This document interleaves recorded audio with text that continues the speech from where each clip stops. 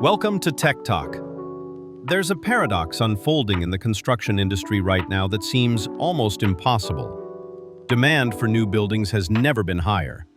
AI-driven data centers, reshored manufacturing facilities, infrastructure modernization, the projects are there, the money is available, and developers are ready to build.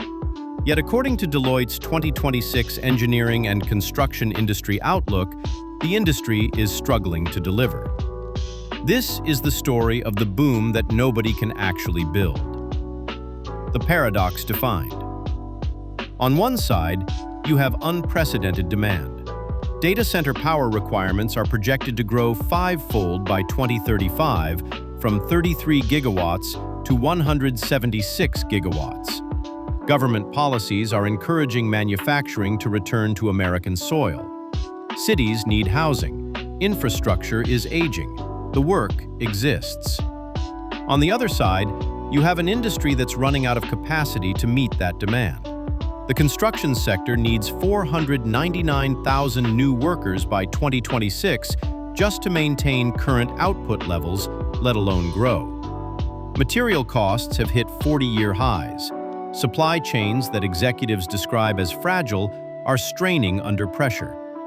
Project abandonment activity surged 88.2% year-over-year in August 2025. Here's what makes this a true paradox.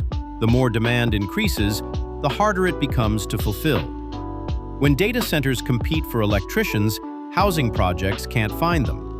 When tariffs push steel prices up 50%, developers who would build cancel their projects. Success in one sector creates failure in another. Growth creates scarcity. The workforce contradiction. Let's examine the human element of this paradox. Construction wages have increased 4.2% year-over-year. In theory, rising wages should attract new workers to fill the gap. That's basic economics. But it's not happening. Only 7% of potential job seekers are considering construction careers. Engineering graduates are choosing technology companies over construction firms. By 2031, 41% of current construction workers will retire, while only 10% of workers today are under 25. The pipeline isn't just slow, it's barely flowing. The industry could potentially lose $124 billion in construction output due to unfilled positions. Think about that. Not because demand disappeared, not because financing dried up, but simply because there aren't enough people to do the work. Buildings that should exist will remain unbuilt not for lack of need, but for lack of hands. Immigration adds another layer to this contradiction. Nearly 10% of construction and extraction workers are foreign-born, but immigration policies remain uncertain. The industry needs more workers, but can't control one of its significant labor sources. Even when firms try to solve the problem with higher pay, they face a different challenge: the work itself. Construction remains physically demanding, often dangerous, and weather-dependent. Younger workers aren't just comparing construction jobs to other construction jobs. They're comparing them to climate-controlled office environments with predictable hours and remote work options. The wage premium needs to be substantial to compete, but higher labor costs squeeze margins that are already thin. The Technology Contradiction. Digital transformation offers a potential way out of this paradox. AI-driven tools can optimize schedules, computer vision can enhance safety, and autonomous equipment can supplement the workforce. Building information modeling combined with digital twins can reduce project timelines by up to 20%. These aren't theoretical benefits. They're being realized on actual job sites. But here's the contradiction. Implementing these technologies requires exactly what the industry lacks: skilled workers who understand both construction and digital systems. Data scientists, digital engineers, AI specialists. The solution to the workforce shortage requires a workforce the industry doesn't have yet. Firms are competing not just with each other for construction workers, but with technology companies for the digital talent needed to transform their operations. An engineer who could help a construction firm implement AI-driven project management can also work for a software company, probably at higher pay with better conditions. There's a deeper contradiction too. The construction industry has historically been conservative about adopting new technology, yet market pressures are now forcing rapid adoption. Companies that spent decades avoiding digital transformation are now trying to implement it in months. The learning curve is steep, the costs are significant, and poor quality data continues to undermine the reliability of these advanced systems. Nearly 50% of construction executives classify their supply chains as fragile, yet digital tools require robust, standardized data to function effectively.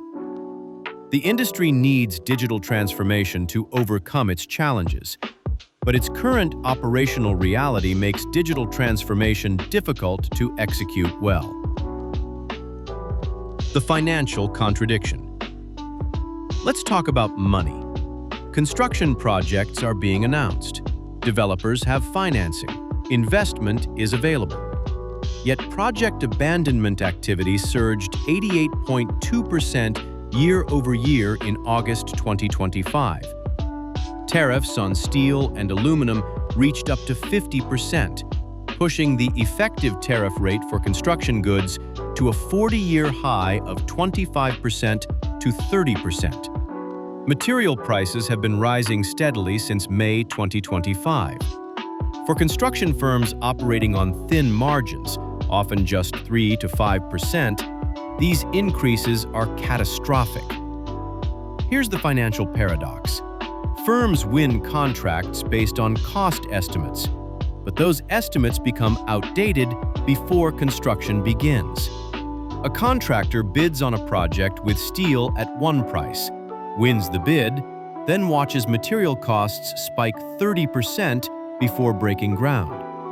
They're locked into fixed-price agreements, but facing variable costs that only go up. Some mid-market builders started incorporating tariff adjustment clauses to pass cost increases to project owners. This protects contractors, but makes project economics unpredictable for developers, who then delay or cancel projects. The solution to one party's problem creates problems for another. The financial contradiction extends to investment decisions. Large-scale projects like data centers and manufacturing facilities offer the best returns and strategic positioning for construction firms. But these mega projects require significant upfront investment in specialized capabilities, partnerships, and equipment. Mid-market firms can't afford to compete in this space, yet smaller projects don't generate enough margin to survive in the current cost environment. Firms are stuck between markets they can't afford to enter and markets that can't sustain them. The priority contradiction. Commercial and institutional planning activity increased 30% year-over-year in August 2025. That sounds like growth, but the growth isn't evenly distributed, and that creates another paradox. Data centers are booming. The AI revolution needs computing power, and computing power needs physical infrastructure. These projects pull electricians, welders, HVAC technicians, and engineers from other sectors. Large construction firms are repositioning their entire portfolios to compete for data center work. Meanwhile, office construction is soft. Retail is uncertain. Mixed-use developments are delayed. Housing conversions show demand but face resource constraints. Government-incentivized manufacturing projects are announced but remain subdued as businesses weigh whether they can actually complete them given current conditions. The paradox? The industry's response to high-value opportunities in one sector creates scarcity everywhere else. Success concentrates resources rather than expanding capacity. When everyone chases data centers, who builds the affordable housing? Who renovates the aging infrastructure? Who converts empty office buildings into residential units? Market forces are efficient at allocating resources to highest value uses. But construction isn't just about maximizing returns. Society needs diverse building types. When the market pulls all resources toward data centers, other social needs go unmet, not because they lack value, but because they can't compete for scarce labor and materials. The path forward. This paradox can't continue indefinitely. Something has to give. Either demand moderates, capacity increases, or the market finds equilibrium at a different price point. Firms maintaining financial agility, managing debt wisely, and leveraging legislative incentives are better positioned to navigate this environment. Strategic mergers and acquisitions, especially those strengthening digital capabilities, are accelerating. Companies are realizing that scale and specialization provide competitive advantages in constrained markets. Digital transformation, despite its challenges, remains the most viable path to increasing productivity with limited labor. Autonomous equipment, AI-driven scheduling, and modular construction methods aren't luxuries. They're becoming necessities. Firms investing in these capabilities now, even at significant upfront cost, are positioning themselves for when the labor market doesn't improve fast enough. Workforce development initiatives are expanding, but they operate on a different timeline than project demands. Training programs take years to produce skilled workers. Apprenticeships require experienced workers to train new ones, but experienced workers are already overstretched. The lag between investing in workforce development and seeing results means the shortage will persist even as solutions are implemented. The market is also finding equilibrium through price. Projects that can't justify higher costs get canceled. This is what the 88.2% surge in project abandonment represents. The market clearing itself of projects that made sense at old prices but don't make sense at new ones. The buildings that do get built will be those that can absorb higher costs, which changes what gets built and for whom. Closing. The construction boom that nobody can build reveals something fundamental about how industries transform. It's not just about having demand or having money. It's about having the capacity to translate demand into reality. Right now, the construction industry is demand-rich but capacity-poor. And that paradox is reshaping everything about how buildings get made. The industry that emerges from this period won't look like the one that entered it. The business models, the workforce composition, the technology infrastructure, even the types of projects that get prioritized, all of it is being rewritten by the constraints of this moment. Some firms will thrive by adapting quickly. Others will struggle, caught between the world that was and the world that's emerging. What makes this moment historically significant isn't that the construction industry faces challenges. Every industry faces challenges. What makes this significant is that the challenges create contradictions that can't be resolved with traditional solutions. The paradox forces innovation not because innovation is preferred, but because nothing else works. What do you think breaks first? Will demand moderate? Will capacity expand? Or will prices rise until equilibrium is reached? Share your perspective in the comments. Subscribe to Tech Talk for more analysis of industries under transformation. Thanks for watching.